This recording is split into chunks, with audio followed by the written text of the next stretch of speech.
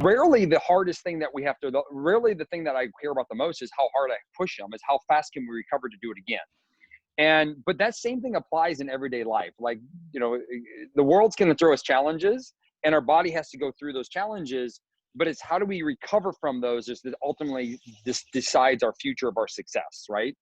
And so this has been a lesson. I learned it hard. I was a former high-level athlete, lost use of my leg, broke down. I was the guy that overtrained all the time. It wasn't I was going to give it 110% when I was training and performing. The problem is eventually my body couldn't recover to give the same 120%, was delivering a less of a result. So I wasn't actually getting better. I wasn't peaking anymore. And so we've known this for a long time. I studied under Charles Poliquin for a long time, and we're always trying to set peaks, right? And so this applies to somebody going on vacation. It applies to everyday life. And so it's really about recovery. And the truth is the biggest, if you follow American sports at all, this guy named LaDainian Tomlinson, he played in San Diego right down the road from here. I know his trainer very, very well. We collaborate, we work together on a lot of different cool things. And he's a running back in the NFL that most running backs don't make it very long. They break down too early. Well, they found that if they detrained him and basically recovered him more, he lengthened his career by 5 years, which was huge, but he stayed at the top game longer. So they found this perfect recipe about recovery. And so I think if any high-level athlete wants to really maximize their performance, maximize your recovery, you'll maximize your performance, right? And that same thing applies to my mom at 70, by the way. So, and I think it's so hard for me to call you Julie. I'm working on it. I'm working on it, Julie. So it's the same thing. It's the same thing in our athletic world is let's train hard in the gym. But can you deliver that again tomorrow? Can you deliver it? And is your performance continuously moving up into a continuum of where you feel that it's where you want to maintain? And then there is another conversation there is about how do you maintain performance once you've maximized it?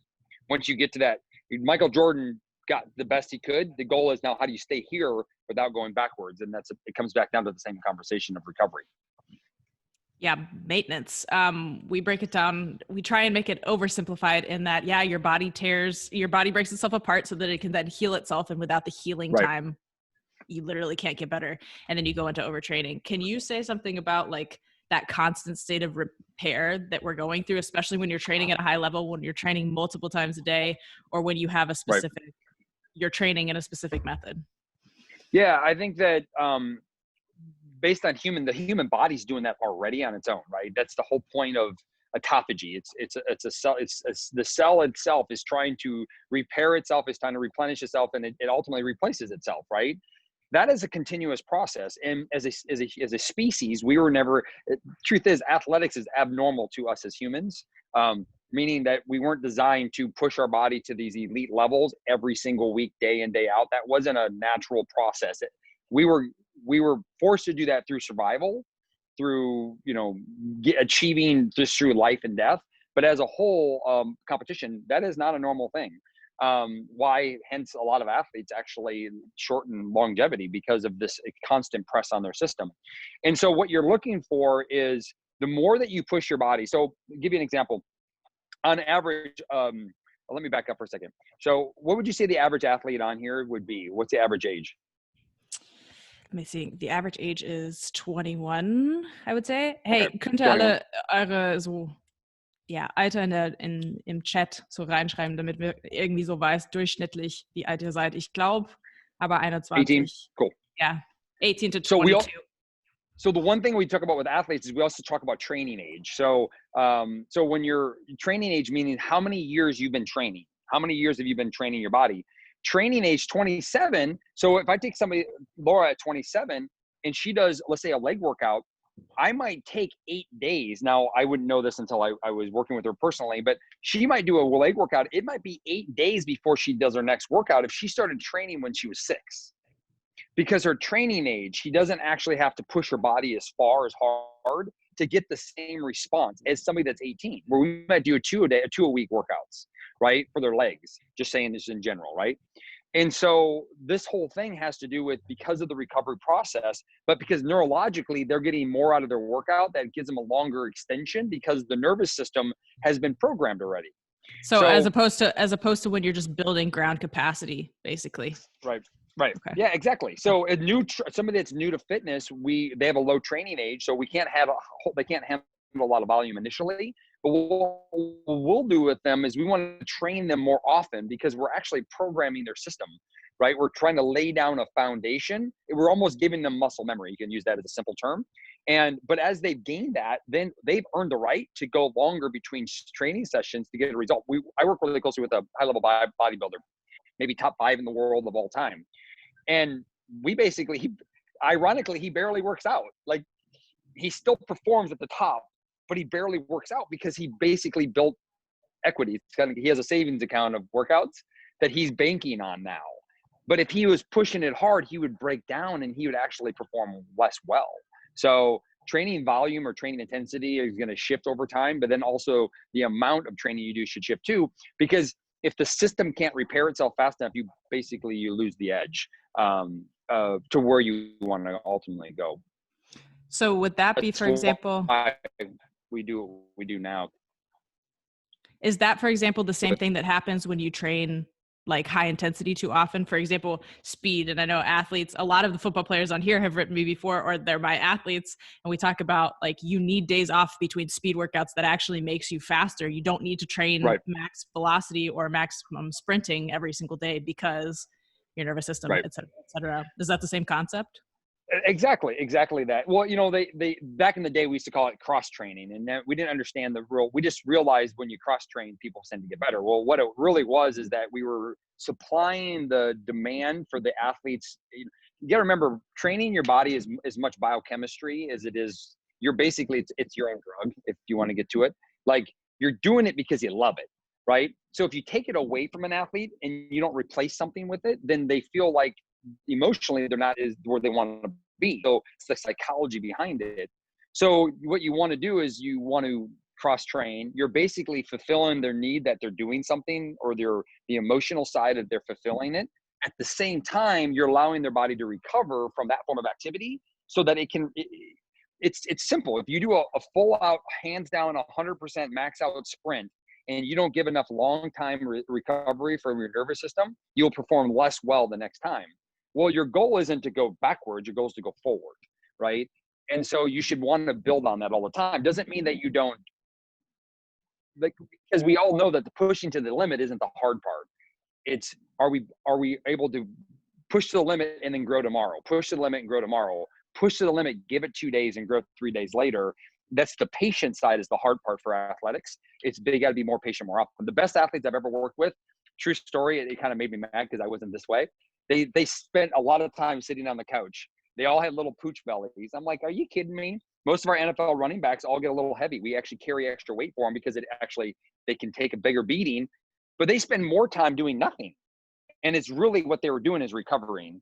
But for people like me that always wanted to go, I broke down. I never got to their level. And I can't help but wonder if I would have just been a little bit more patient with my performance, I would have got way further ahead. That's really fascinating. I know some of you guys are probably nodding your head and rolling your eyes that I would bring Dustin on here to talk about that, because we've talked about that specifically. I'm going to call out Yvonne. We've talked about that specifically.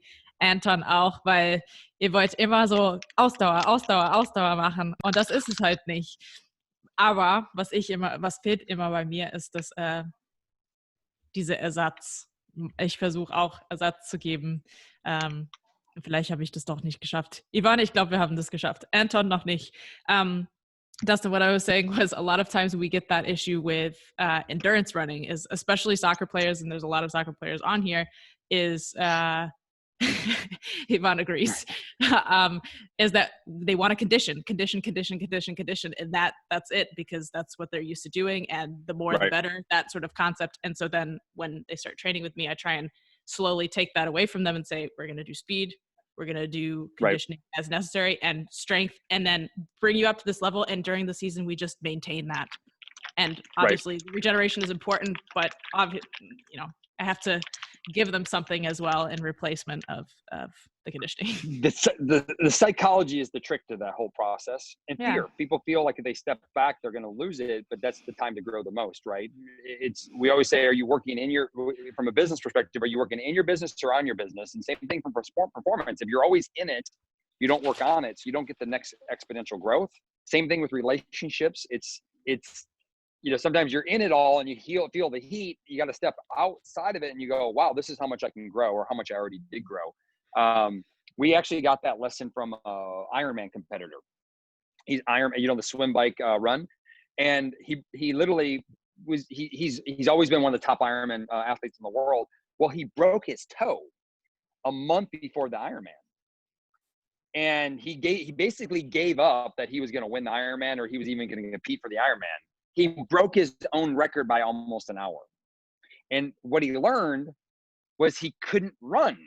So he just spent more time swimming and biking because of his toe being broken. He didn't have the same push on the bike. So he was basically in an active recovery, and then he could do a couple little short sprints. So he recovered for 30 days and he went out in the Ironman and he blew his record away. And he won the overall. And he wasn't even in the running. He wasn't even in the running for the Ironman when he was at his peak. He was maybe the 5th in the world. He wasn't expected to win it. But he broke his toe. He recovered more. He stopped training as hard. He got better at swimming. He did, because that's one thing he could do. And he ended up beating his own record by an hour. And so that was that shifted the Ironman world to say, we got to recover more. We got to recover more. But this just gets back to the psychology of it all. That's sick. That's not like a small, barely improved. That's sick. Huge. So why is recovery then important for people who are just looking to lose weight, get healthier, get more tone, feel better about their bodies? Like, where does recovery play a role, and how do we optimize that as well? It's not just about athletic performance. Yeah, so it's in all elements. So the biggest and most simplistic way for me to explain this is that I have a 7-month-old upstairs. What does the 7-month-old mostly do? What do they do most of the time? They sleep. Well, a baby has high amounts of growth hormone because their body's trying to grow. So we go back to the hormone side of it. Why in America, when everybody always thought it was about testosterone and thought about it's all about the enhancement. Majority of the athletes, it was just as much growth hormone as recovery than anything else, because it wasn't that they needed to be better, they needed to do it again tomorrow. And as a pro athlete, they're training every day because their games are every day. So it's a lot of it comes down to, I would go back to sleep. Can we optimize and improve sleep? Number one, because if we can improve the efficiency of sleep, we are ultimately going to recover better. We have a lot of high-level athletes that they do naps after their workouts on purpose because we want to recover their system. But it's also, that same thing applies to anti-aging. If you get somebody that's a little bit older, like myself, now I'm a post-athlete. I just want to stay around for my kids and be strong and healthy and happy for my kids. I'm always trying to optimize sleep. And as we get older, we need less of it, but we still need to keep the quality of it up. And so I would say the number one thing based on recovery is, how do we improve sleep? Number two is, this is the hard thing with athletes. This is one of the things that we're fine-tuning now. The biggest breakthrough of this century, I believe, at least a decade, has just happened about 5 years ago when we released a product that we have. But the most, and the reason why I say that is because what athletes don't realize, and this is every bit of person, is that the human body has to detox all your food every day. So if you're an athlete and you eat a lot, I used to eat 15,000 calories a day. Well, I didn't think of it this way. I just looked at, I'm burning energy. I need to replace it. I'm burning energy. But then you start looking at it from a biochemistry perspective, and you're like, wait a minute, your body has to get rid of the waste of what you just consumed, which requires more work. So what we've been doing with athletes across the world, and moms and dads and grandparents, is more intermittent eating, taking breaks off of food. And we found faster recovery, more autophagy. Autophagy, basically the cell's basically replacing itself, is a short way of saying that. We're noticing mitochondrial function improve. We're noticing ATP production go up. If we can elevate ketone levels at the same time, we're noticing way more efficiency. And when you have less stuff to detox, inflammatory markers go down. So taking a break off of food has been actually a huge component of helping people recover faster. So we do eating windows, and this is something that's kind of new. Some of you athletes are going to have a harder time kind of wrapping your head around it. It takes time from an athlete world. It can take 6 months to a year. I've been working closely with the riders out in France, Italy, and the bikers in the tight shorts and tight shirts that have funny hats on. And I mean, we've taken a lot of time to figure out their nutritional plans, because they're all shifting keto anyway. And it's finding those gaps and finding intermittent eating styles. So they might eat most of their calories in a 6 or 8 hour window versus all day long. And these are some new things that we're seeing that is recovery. But the biggest thing is it's recovery, because it's less detoxing of nutrients, of waste from glucose, from just from the waste of an apple, right? That your body has to get rid of.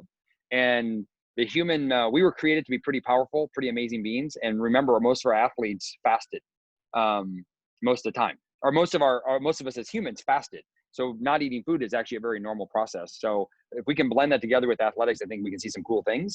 But it's not an easy road for athletes either. There's a lot more complications to that. Yeah, and nutrition is also such a big thing for athletes at the moment, because it seems like that's one of those things that's not built in. Like the strength coach is sometimes a given, and a lot of athletes will go find a strength coach, but the physical therapist is a given, the doctor, the head coach, but the nutritionist, the sports psychologist, those people aren't necessarily givens. So helping athletes find, how do I fuel my body to even regenerate myself, let alone fuel myself for performance after that. That's such a missing piece. So say more about that, about the role of the nutrition.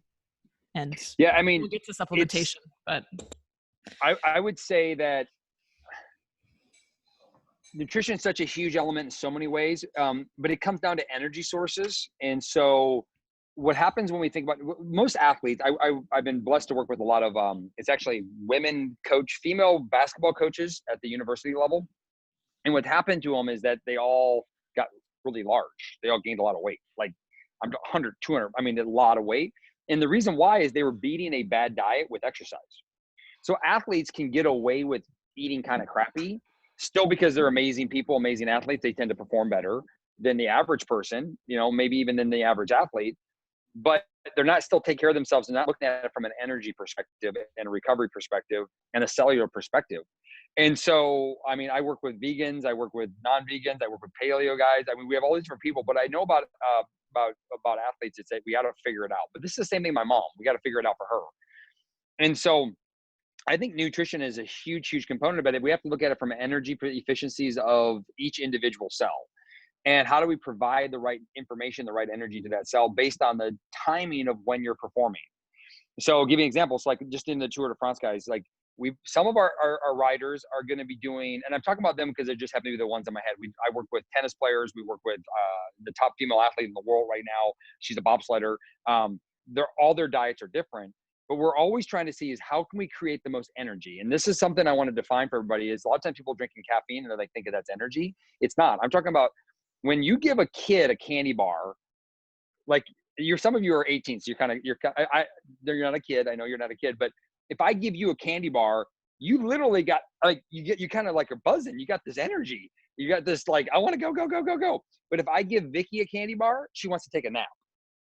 If that makes sense. Like it makes her tired.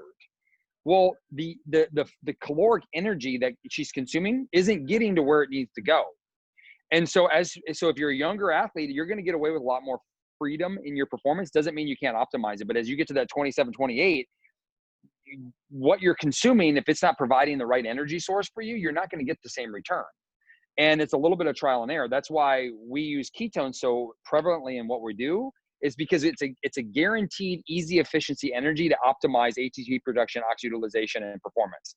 At the same time, we'll use glucose in a form of food, sometimes supplementation, depending on the sport, at the right time to provide energy to maximize performance. Like when Kaylee Humphreys gets ready to push this bobsled, I want glucose and ketones available at the same time so she can give it the best.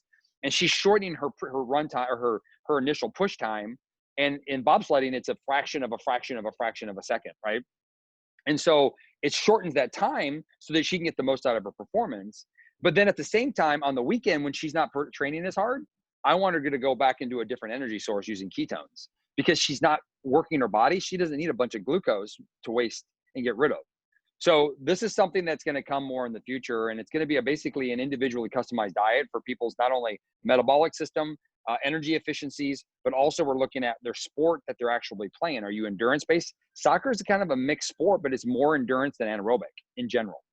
So more soccer players are moving to more of a lower glucose diet because you don't need a bunch of glucose You only need it momentarily. So we can be very strategic when we use glucose for them. So I think this is a topic we could talk about 18, 20 hours on. But what we're finding is that if we can get ketones and get glucose efficiently utilized at the right time for athletes, instantaneously their performance goes faster. Yeah, nutrient timing has only really come to the forefront in the last probably decade, really, right? Right. Yeah, I would say, I think Charles really started getting onto it about 20 years ago. We started talking about it a long time ago, where people just like, we used to have this mindset, you have to carb load before, a bunch of crap. Carb loading makes absolutely very little sense Makes from you an feel energetic heavy too. perspective. Yeah, it doesn't make sense, because your body, you can only store so much, right? And there's no reason to overstore it, because your body can't do it. So what it does is stores as fat, which you don't want to do either way. So there's just so many components to that doesn't make any sense when you roughly only have 1.5 teaspoons to 2 teaspoons of glucose in your blood at any given time. Of course, your muscles can store a little bit, your liver can, but once it's full, it's full. And if you're not utilizing it, same thing. That's why the global everyday person, high amount of carbohydrates doesn't serve them. It actually hurts them quite a bit, is mostly because their body doesn't know how to use it. It doesn't need to use it. You're not pushing your body far enough. So a lot of my athletes that we actually will waive their diet changes based on their training and the recovery. I actually fluctuate their diet every day. It might be completely different, because it's all about energy sources and about recovery. So if we can, and we know that when you're in a ketogenic state, you actually recover faster. So we slip people back into ketosis on and off more often as an athlete. And then everyday people, we keep them in ketosis almost all the time. So what's that? So everybody who's on here who's my athlete knows how picky I am about supplements. And Dustin, I know I've talked to you about this so many times. My thing is, do not talk to me about supplements if you don't sleep consistently well, if you don't have a sleep schedule and you don't do it well, if you don't eat, like I'll have athletes who come to me and like eat once a day, kind of, and it's terrible food. And they're like, anyway, I want to take creatine and glutamine and I want to take protein powder. And like they list all of these chemicals and it's like, you don't eat, you don't consume food. How are you supposed to do that? And then master your regeneration, get outside, see human beings, get what you can from nature. Until you have those 3 down, don't spend money on anything, because I need to know what your body needs, because supplements are all customizable. It's just filling in the gaps. Like you always say, it's filling in the gaps of what everybody's missing. And that's super individual. We have to customize it, especially to the athlete, where it's just small things, the little percentages that matter. So speak to us about supplementation and recovery. So I would agree with you. Until 5 years ago, I would agree 100% with you and all across the way. It's like, what is there isn't something that's just going to solve all your problems, right? If you're not participating in that. And I would completely agree with you. Until 5 years ago, 5 years ago, my mom, y'all, you get to know me. I love athletics and sports, but my mom wins it all. He's the biggest mama's boy ever. My mom's here, and I mean, it's just seeing her live. It's just unbelievable. But I put my mom on one of the best formulated diets that I've ever done. And I've been very blessed to have very good knowledge on this. And the truth is she'd been thrown out of 2 research studies that were not good studies to be a part. You know, the study that you're in that you don't really ever want to have to be in. She was in one of those studies, if that makes sense. She got thrown out of them because she got healthy, and she was an outlier. They basically said, you're too healthy to be in the study. And, but 5 years ago, kind of a good problem to have. Yeah, that is a good problem to have. But the thing is, she didn't have her vitality back.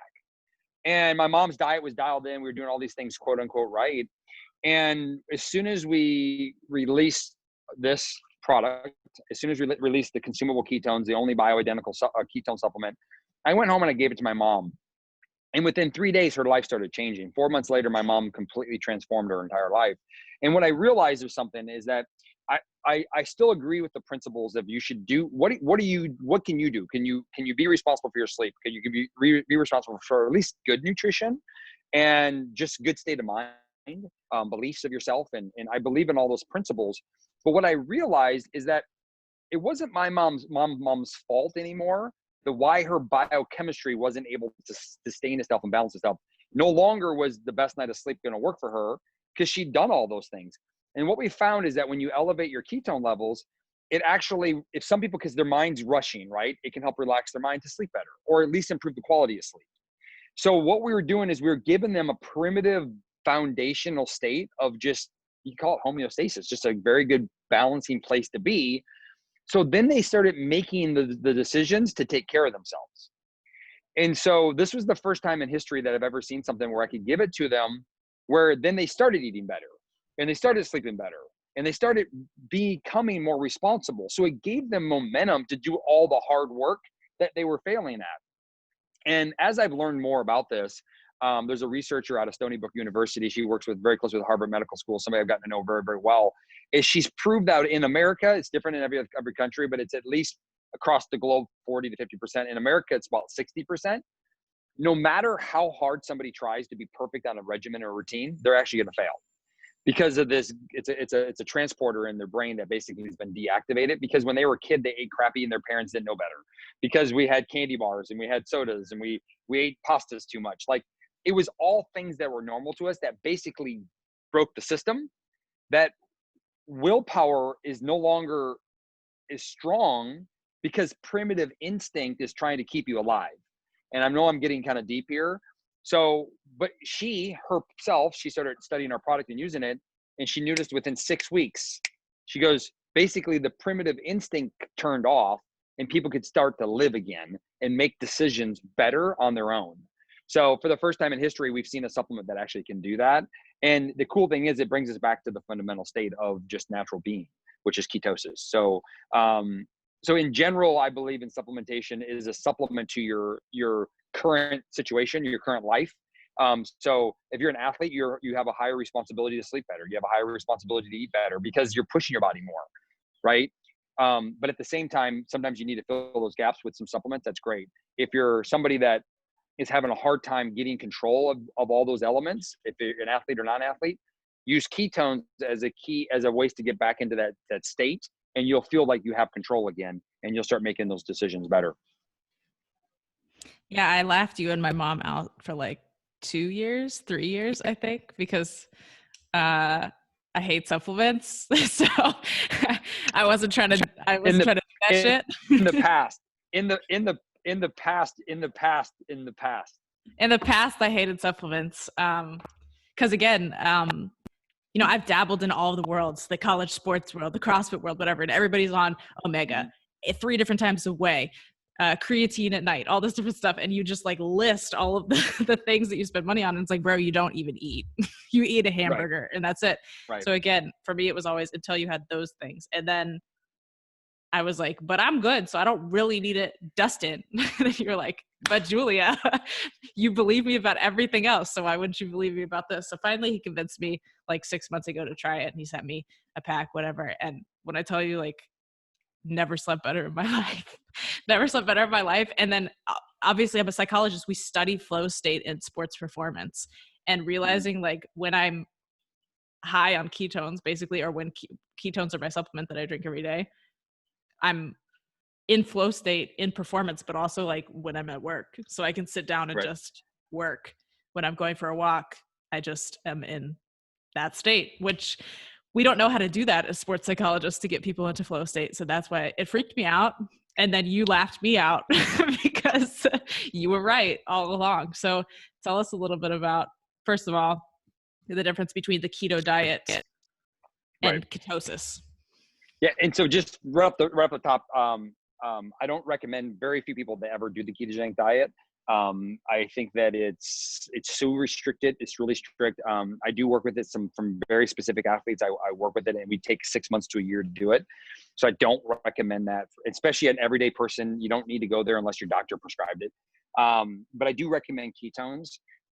Basically, a short answer is this: is you have a receptor site inside your body, inside your cells, for ketones.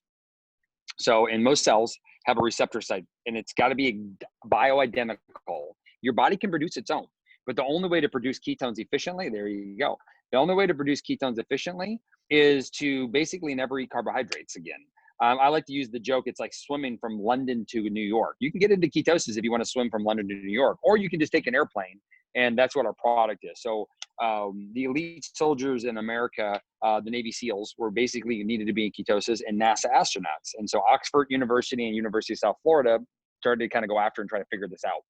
Well, University of South Florida figured it out. We took that patent and brought it to the world. And so you can drink bioidentical ketones. So instead of doing the ketogenic diet, you can drink ketones. And so what you're doing is you're actually giving yourself the ability to utilize ketones as an additional, we call it a dual fuel. So you can utilize it in conjunction with glucose strategically. Some of you athletes might want to go more carbohydrates. Some of you might want to go less. My everyday people, carbohydrates probably aren't the most optimal thing that you should consume regularly. So you should lean towards less, but the product will help you go that way anyway, because you're not going to desire them the same way. And so, but when you're in ketosis, you're going to increase the efficiency. ATP production goes up if you're really into science. You utilize less oxygen under the same amount of stress. So let me give you an example. My mom at 70, before she was in ketosis, before she drank our product, when she walked up a flight of stairs, her heart's like pounding through her chest. Her lungs are breathing hard. She drinks ketones. She walks up the same flight of stairs. Her heart rate is not nearly as high, not nearly as much stress, and her lungs aren't pounding. She's not breathing hard, just by consuming ketones. That's it. So think about it from an athletic perspective. Every time you work out, you have more in the tank to give, right? You have more in the tank to go. That's a pretty powerful tool, and it's naturally bioidentical. So your body And can utilize it very efficiently. For somebody who deals with anxiety and performance anxiety, like I always did, my thing is like, I take it and then I don't feel like my sympathetic nervous system just shooting out like, oh my God, I'm so, again, that athlete aggression, that athlete stress. It's like, I have space between when I'm going to pop off and freak out and when I can perform well. It brings me back underneath that arousal level, basically. Well, which allows me to experience flow state. I've never experienced that before because I was always too upset to do it. Well, like almost all of our premier guys over there, the football guys that are using our product, almost all of them, it's always about the focus. I got more focus. I got more focus. I got more focus. The reason this all started was for the brain, for cognition for the brain. And so biochemistry will improve through the brain. I'm kind of an anxious person too. A lot of athletes have that, because it's kind of what makes you a good athlete, is because you have that, I want to go. But at the same time, if you look at the best athletes that have the longest career, they're like cool as a cucumber, right? They're just like, they're almost chilled, but yet they perform as if they were always up like this, but they're almost always here. They're almost really calm. And so so ketones, the reason why the product was ever created was to relax the brain of the elite people, Navy SEALs, NASA astronauts. It was to calm their mind down. The benefit alternatively is performance went up. And so I can get into a huge history lesson on this, but why that would make the most sense. It's really a primitive. It's the way we were created to be. We were created to perform well, but also be calm under pressure, if that makes sense. That's a good survival mechanism for longevity of a species, if that makes sense. It's like God did his well, right? They understand how the body should function and well, and the world of how our body can thrive this is the key state of doing that. Science has now been researching it for over 100 years. Wild. So how do athletes then eat for that? How does that work?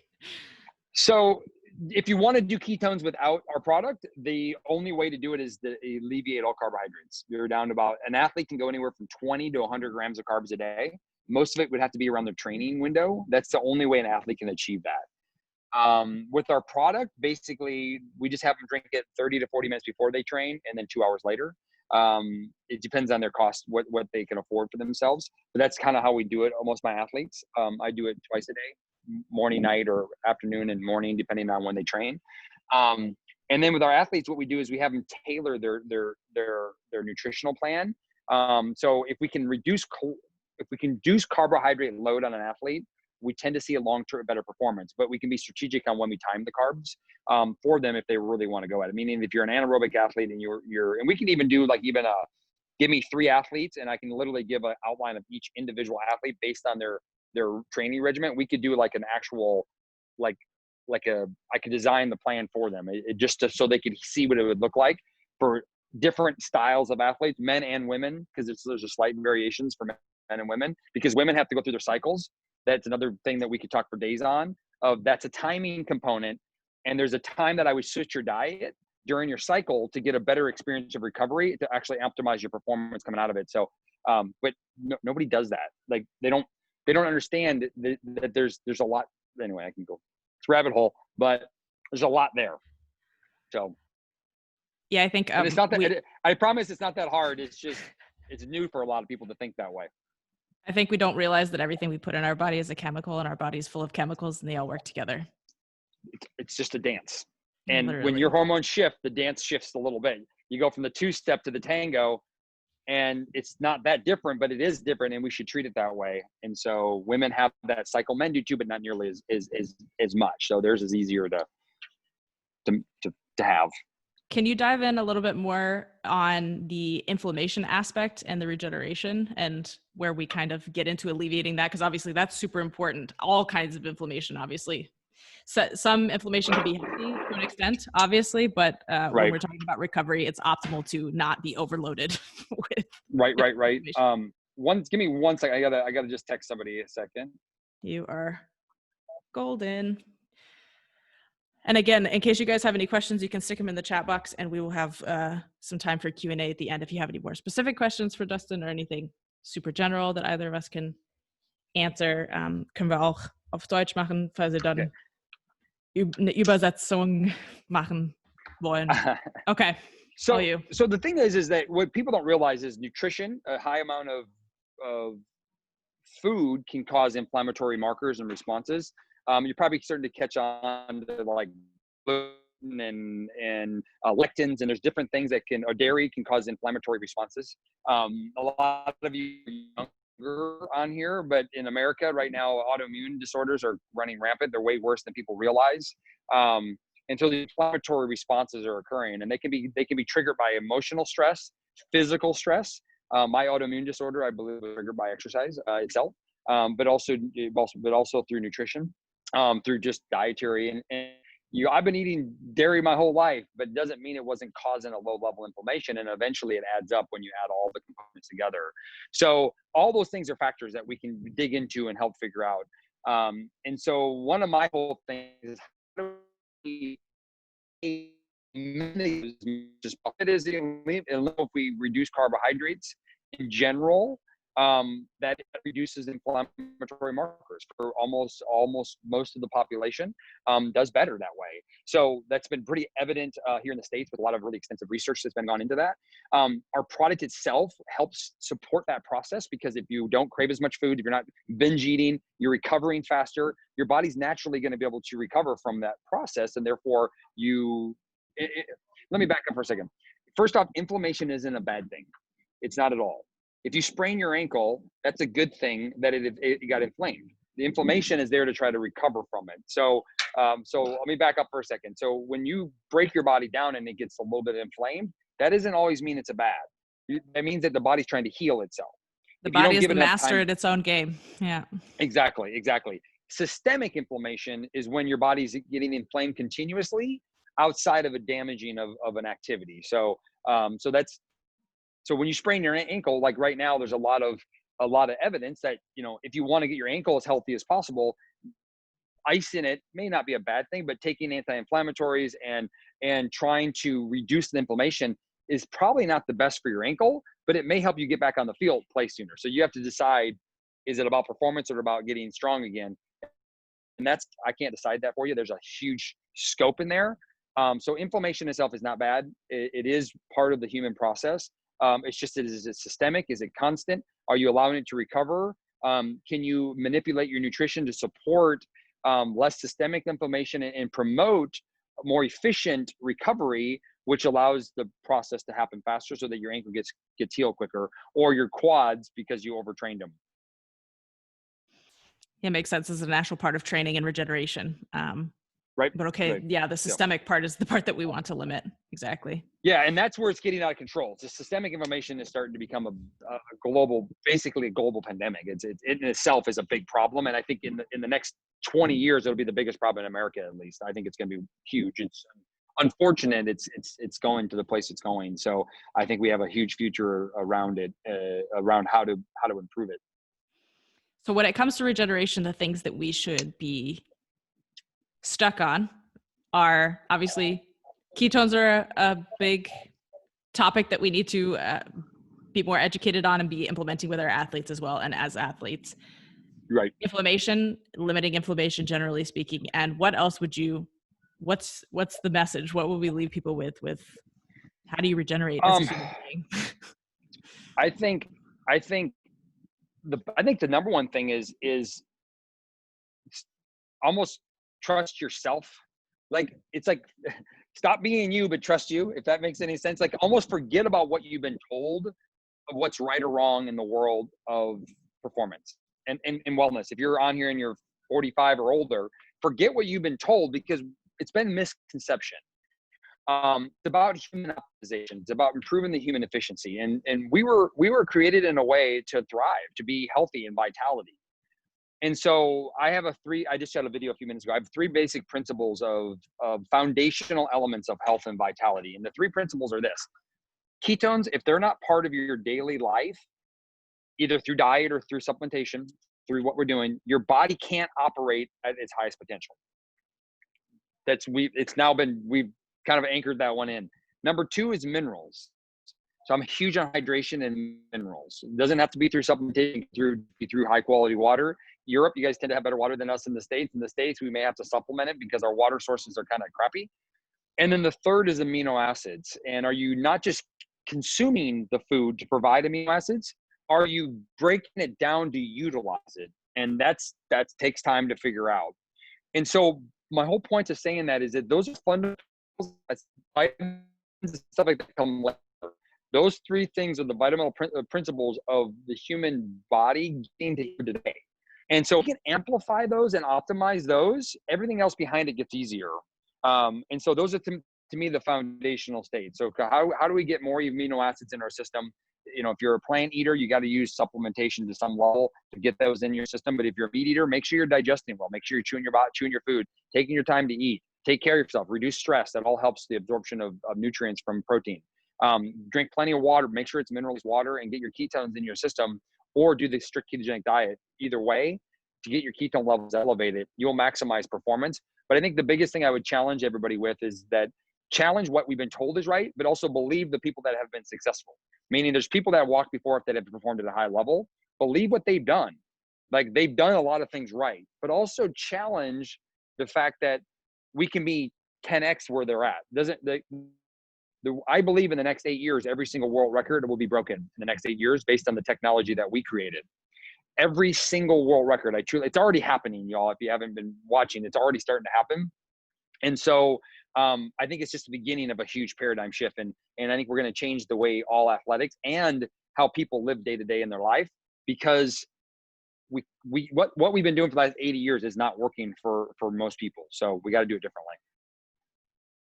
Yeah, that's what my athletes always get from me all the time. The 90% is the easy part. It's that remaining 5-10% that are very specific to the athletes, and it's coming. It's coming, right. And partially is already here. But it is. It's gonna be it's a fun ride right now. Because I'm on calls probably 45 hours a week with the elite athletes across the globe on how to do this. But I always tell my mom's story, because as an athlete, you're an athlete forever, but you perform only a certain part of your life from a performance perspective. Mm-hmm. And my huge passion for an athletic side of this is that, you know, I sometimes wonder, like, I never regret that I did what I did, but now when I see the world in my future, it's like, I wish I would have, I want to express what I know now more than ever, because it'll make this part of your life even better. And I think that's something that isn't talked about in the military and athletics, is your life after sport. Mm. And I get it, as an athlete, you don't care about that. You're focused on your performance. You're focused on right now, which is great, and you should. But as coaches, as people that have wisdom, we should be preparing you better for getting as healthy as you can now. Because if you're a high-level athlete, you will get probably injured. You will have times your body doesn't respond. But if you're healthy and you find that foundation, you recover faster. Just like my mom at the age of 70. She found the foundation and she recovers faster. She looks 20 years younger, and her vitality, Vicky, looks 20 years. I mean, you look amazing, Vicky. And to me, do that when you're at the peak. Do that when you're at the top of your game, and you're 18 to 27 years old right now. You are in your prime. This is your prime. This is the time to put more into your overall vitality, because it'll set a stage and a standard that you can live by and that you can perform by, that's better than anything else that's out there in the world today, right now. And you got Julie here supporting you in it. You couldn't ask for a better coach to take you through this process. He's my coach. So everything that he's got, I am learning. Hey, I got 12 coaches behind me. You just can't see them today. Hey, every coach needs a coach. That's the point. Right. Yeah. Right. All right. So we have a question from Laura. She said, so our third league handball team, because of Corona, is now playing 2 matches per weekend. So do we have any like recommendations for what kind of foods they could be eating, or like possibilities for regeneration if they had to play 2 games per weekend? Again, third league handball. Yeah. I mean, that's survival. You're in survival mode. So I would say stay as clean and natural as you can. If you're a person that if you're not playing early, delay your first meal. I can't help it. Trying to create intermittent eating phases. But here's the secret. If you're playing twice a week on the weekend, is during the week, shorten your eating. I have another Zoom they're trying to push me to. I apologize. I have another Zoom they're trying to get me on. But I would shorten your week time when you're not training.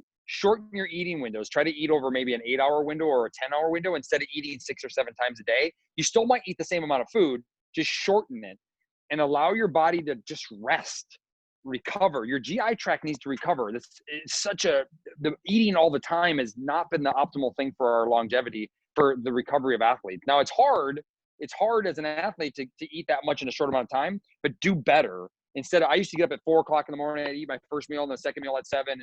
Like, I was constantly having food on my system. My body didn't get the rest from just basic nutrition, which human species had done forever. And so that would be my advice: is focus more on between your training or between your games, and on your games, you're just in survival mode. Do the best you can. If that makes any sense. I know that didn't sound perfect, but the reality is it's not optimal. But hey, you're in that environment. Go out and kick butt, but do better when you have control. Yeah, and try and keep it as clean as possible. Obviously, right. The more super processed food they eat, the worse off they're going to be. The worse off their bowels will be, is usually what it is when you're in survival mode. It's usually then your bowels that go first. Gibt es irgendwelchen Fragen? Gibt's noch was? Anybody have any more questions? If not, I know Dustin's getting thrown around. He is literally in calls all day. It's amazingly hard to try and get a hold of him. So I'm super excited that you were here with us tonight. Anytime for you. I love you, man. I'm so grateful for everything you've done in my life. Is there anything you want to leave the peeps with? I would just say I'm proud of you. I'm proud of you setting that vision for yourself early on. There's more power in your intentions of what you're creating than anything in the world. If you want to be the top athlete in the world, if you want to be the best grandmother, the best mom, you want to have vitality, is to have a plan. 5 years is coming no matter what. No matter what you decide, 5 years is still coming. So plan it out. As an athlete, if you're not mapping out what you want the rest of this year to be like, forget about Corona, forget about what's going on. Where do you want to be in the end of the year? Where do you want to be at the end of this year? Where do you want to perform at? Where do you want to sit? Who do you want to be around? If you want to be, I'm not going to name drop, sorry. But if you want to be sitting with the top athletes in the world, then visualize that and don't stop and don't let, anyway, we're not going to talk about that. But if that's who you want to be sitting with, then go get it, go create it. Because I promise you this, it doesn't matter what's happening around there. You have control over what's happening inside of you at the moment. And so I would just say just find the people you want to be around and go spend more time with them. If you want to get healthier like my mom, go find more people like my mom to be around. If you want to get more healthy like an athlete, or you want to go find coaches like Julie that are going and changing the way that things are being done and taking things to a completely another level. And that's really my mission, my mission, or my message to y'all. And I won't go another day without utilizing ketones as a supplement. And only one that I'll ever recommend, but that if you want to take your life to another level, and to me, this is way more than a supplement. It's a technology. It's something that is transcending and changing the way people live their life today. And it's something the world needs now more than ever. So, do this for showing up and supporting. Yeah, thank you. Thank you so much for your time. And guys, if you want to follow him on the Instagrams, I think you're at the Keto Pro is where you are now, or Dustin Schaffer. You can find him online. If you're interested in trying ketones, I know I have some. So hit me up if you're curious, ready to try it out. I'm your girl. Thank you, Dustin, so much for your time. Cheers. Cheers, buddy. Thanks, Julia. Bye-bye. All right. If you guys have any other questions, I'm happy to answer them. Ich kann gerne weitere Fragen beantworten. Ansonsten vielen, vielen Dank, dass ihr alle hier waren. Und ja, das wird auch online gepostet. Die Namen nicht, aber das wird dann online gepostet auf YouTube. Ich würde das auch in meinen Newsletter schicken und ihr könnt das dann nochmal, zuschauen, wenn ihr wollt. I will post this on YouTube, so just in case you guys want to see it, it will be in my newsletter links this week. I'll post it on all of the social medias just in case you felt like you missed something, wanted to take some notes, anything like that. It will be online. Thank you very much for coming. And in case you guys have any other questions, I'm happy to stick around and listen, but otherwise you're free to go. Have a nice evening.